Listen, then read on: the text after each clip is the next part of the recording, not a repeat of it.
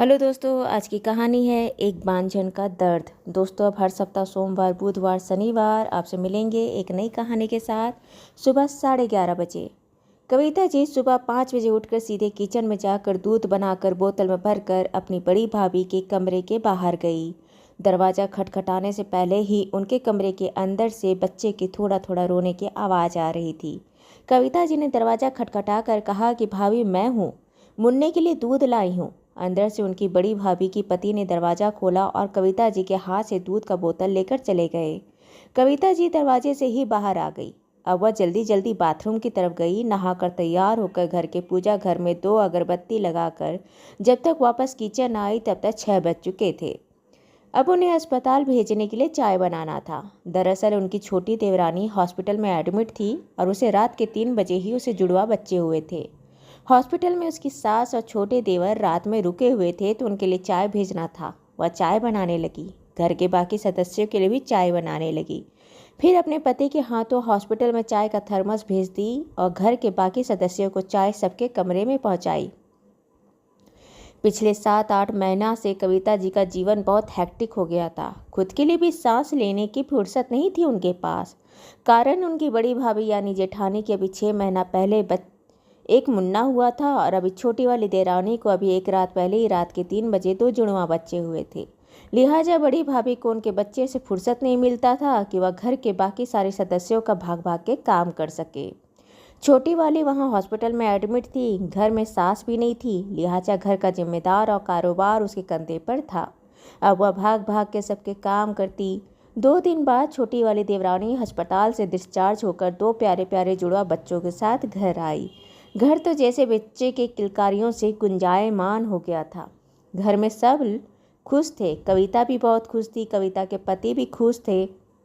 लेकिन कविता का जिम्मेदारी बहुत ज़्यादा बढ़ गया था। कविता के सासू जी ने कहा कि बहू, मैं तो इतना दिन हॉस्पिटल में रही, मेरी तो कमर ही अकड़ गई, मेरे से तो हिलते भी नहीं बन रहा है।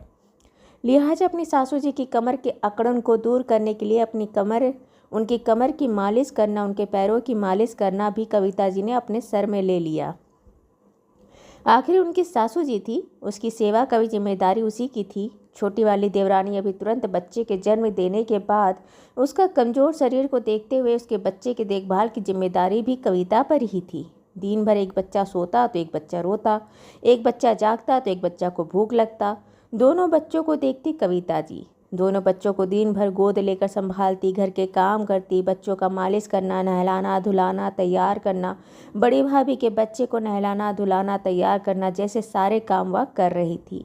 बड़ी भाभी के पति और बड़ी भाभी का भी कहना था कि अभी उनका शरीर कमज़ोर है, रात भर बच्चा सोने नहीं देता, वह इतनी थकी थकी रहती है, उसकी नींद पूरी नहीं होती, वह इतना कर नहीं सकती और शरीर उनका बहुत कमज़ोर है। बहुत कमज़ोरी लगता है। समझ सकते हो कि एक बच्चा होने के बाद औरत का शरीर कितना कमज़ोर हो जाता है। रात भर उसकी नींद पूरी नहीं होती, ढंग से उसे चैन नहीं मिलता, शरीर को आराम नहीं मिलता। कविता, अभी तुम नहीं समझोगी, अभी तुम्हें बच्चे नहीं है ना। जो कविता घर के 3 बच्चों का ध्यान रखती थी, घर के सारे सदस्यों की जिम्मेदारी लेती थी, सबके कहने से पहले भाग भाग के दौड़ के काम करती थी, उसे एक झटके में कह देना कि तुम्हें बच्चे नहीं है ना, इसलिए तुम्हें पता नहीं कि बच्चों के पीछे जागना क्या होता है, उसके पीछे थकान क्या होता है, उसके पीछे उसके बच्चों को जन्म देने का दर्द क्या होता है।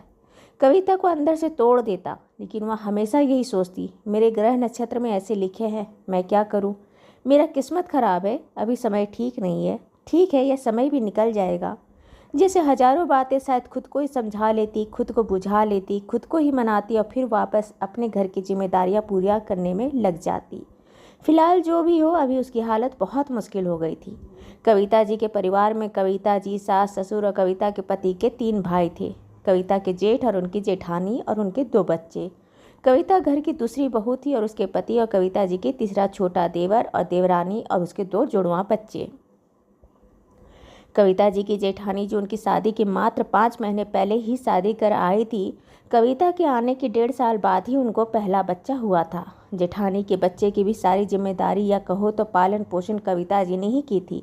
कविता जी के घर आने के बाद 3 साल बाद ही उनके छोटे देवर और देवरानी की भी शादी हुई थी। देवरानी की शादी होने के 2 साल बाद ही उसने माँ बनने की खुशखबरी घर वालों को दी। छोटी देवरानी की 6 महीने पहले बड़ी भाभी ने दूसरे बच्चे के लिए माँ बनने की खुशखबरी दी थी। कविता जी अपने सामने आई ही देवरानी के माँ बनने की खबर सुनकर अंदर से हिल गई थी। आखिर उसका भी मन था कि उसका बच्चा आए, लेकिन पता नहीं भगवान को क्या मंजूर था।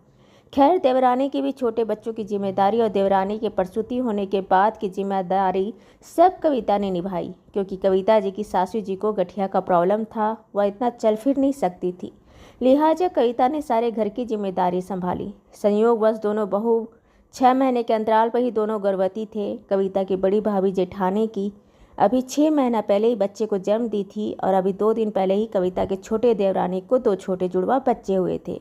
कविता की शादी को 5 साल हो गए थे, पर अभी तक उसकी कोख हरी नहीं हुई थी। उसे इस बात का कोई दिक्कत भी नहीं था। उसके पति के तरफ से कोई दबाव नहीं था। घर में भी उसे कोई बुरा नहीं कहता था, कोई भला बुरा नहीं कहता था। और कविता भी सब बच्चों को अपने बच्चे मानकर, घर के सारे सदस्यों को अपना परिवार मानकर सबकी सेवा करती थी, सबकी ज़रूरत का ध्यान रखती थी। लेकिन हाल में जब से छोटी वाली देवरानी के भी बच्चे हुए थे, दिन भर बच्चों को संभालना, फार्मूला दूध बनाकर बोतल में देना, रात में भी 11 बजे 12 बजे तक जागना और सुबह 5 बजे फिर उठकर दूध बनाकर उनके बच्चों को देना। कविता के शरीर को आराम नहीं मिल रहा था, बहुत थक रही थी। लिहाजा उसके कमर में थोड़ा दर्द रहने लगा। कविता थोड़ा बहुत अपने कमर में बाम लगा लेती और फिर किसी तरह सारे काम निपटाती। सासू जी को कमर में दर्द होने की बात कहने पर सासू जी बोली, बेटा अभी संभाल लो, तुम तो जानती हो कि दोनों बहू के अभी छोटे छोटे बच्चे हैं। रात भर बेचारी सो नहीं पाती है, उनके शरीर को आराम नहीं मिलता। बेटा तू ही देख ले, तू तो जानती है ना, तुम अभी समझ नहीं सकती ना कि बच्चों के साथ रात भर नींद नहीं पूरा होता। बेटा तो समझेगी जब तेरे बच्चे होंगे। बच्चा रात भर तुझे जगाएंगे तब जानेगी कि एक बच्चा माँ को कभी रात में सोने नहीं देता।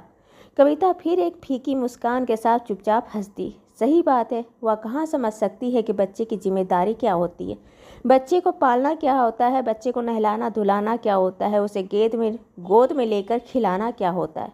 वह कैसे समझ सकती है? उसके बच्चे थोड़े हैं। अपनी मन मार के फिर उसने अपना काम करना शुरू किया। कविता एक सुबह 5 बजे उठने की कोशिश की तो उसकी कमर में इतना दर्द था, इतनी अकड़ गई थी कि वह उठ नहीं पा रही थी। उसने अपने पति को हिलाकर उठाया, बोली कि मेरे कमर में बहुत दर्द है, मुझसे उठते नहीं बन रहा, थोड़ा सा मुझे बाम लगा दो, थोड़ा दबा दो, कम से कम मैं बड़ी भाभी के मुन्ने को दूध बनाकर आऊँ। उस दिन उसके पति को थोड़ा ठीक नहीं लगा। 6 महीना हो गया है मुन्ने को आए हुए, आज भी बड़ी भाभी अपने बच्चे के लिए उठकर दूध नहीं बनाती। यह क्या तरीका है? लेकिन फिर कुछ सोचकर कुछ नहीं बोला। वह अपनी पत्नी को बोले, तुम लेटो, मैं जाकर दूध बनाकर दे आता हूँ। कविता जी के पति शैलेंद्र जी किचन में गए और दूध बनाकर बोतल में भरकर बड़ी भाभी के कमरे के बाहर जाकर उनका दरवाज़ा खटखटाया। बड़ी भाभी के पति दरवाज़ा खोले तो अपने छोटे भाई को देखकर बोले, अरे शैलेंद्र, तुम? कविता कहाँ है? तुम क्यों आए?